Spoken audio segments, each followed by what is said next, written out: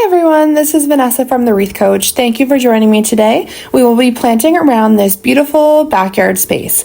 These planters are 20 inches wide by 20 inches high, so they can take quite a bit of plants in them. We are starting first with a Birds of Paradise.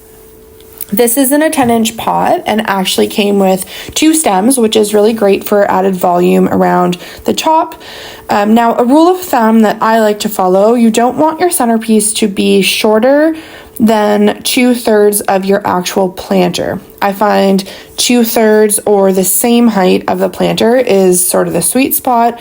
You can go slightly taller, but be careful not to go more than double the height of your actual planter.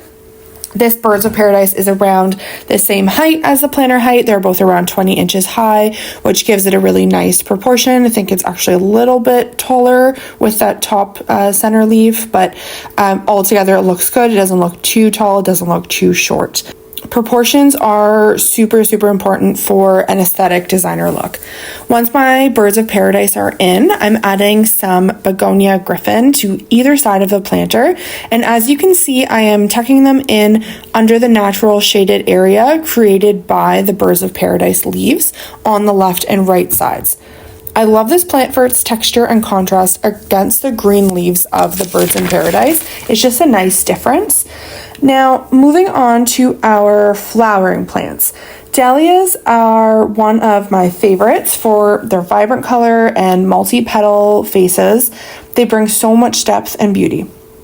This hot pink was screaming tropical, so I had to use them here. Dahlias love sun, so these are planted where the Birds of Paradise leaves won't affect the sun that they receive. Dahlias also make a great cut flower, so if you're finding that there is an abundance of growth in your planters, then you can snip them off and bring them inside. Next up is arguably one of the most important parts of a planter design, the spiller. I chose sweet potato vines. They grow long and full, really adding a dramatic effect to the planters. I chose to use both burgundy and green here for some dimension and contrast. These can be trimmed back at any point in the season if you feel that they are too long or full, and they won't harm them at all if you give them a little bit of a trim, and they'll just keep growing back. So it's very easy to maintain them if they get a little bit too out of control for you.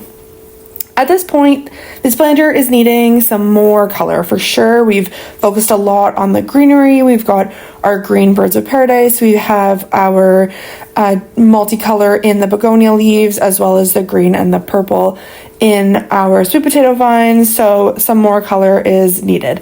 So now we're going to go in with some bubblegum petunias, and these will create a really beautiful mound with a slight trail over the sides. Petunias are such a great pop of color and create a wave of flowers that I've had last well into the fall.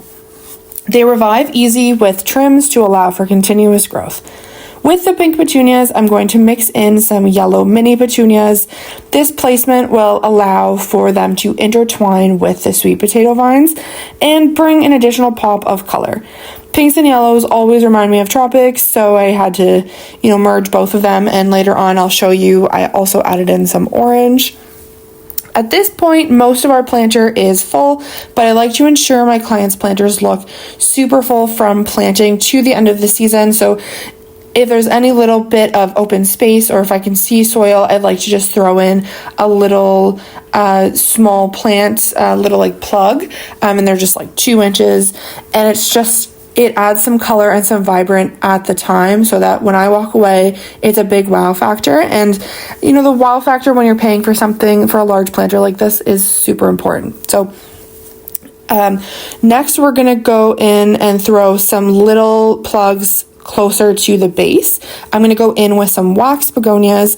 These are a favorite of mine. They get some really nice height actually, and they're delicate flowers, sort of flutter in the wind. They can tolerate both full sun and full shade, so they're great for sticking into hidden gaps in any planters really. Lastly, I'm adding in some orange marigolds, another super easy, simple flowering plant. They may be hidden after everything sort of fills in, but they are a great addition visually at the beginning. Not only are they really vibrant, pretty, but they do keep away some pests. So I like to try and sneak them into my planters where I can. It'll just contribute to the overall health of the planter throughout the season. So now we are all done.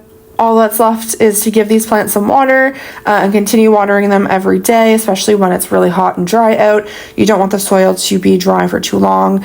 The plants really need to just have a little bit of moisture. I always recommend, like my clients who have irrigation put in, it's definitely they end up with the best outcome in the mid and end of the season.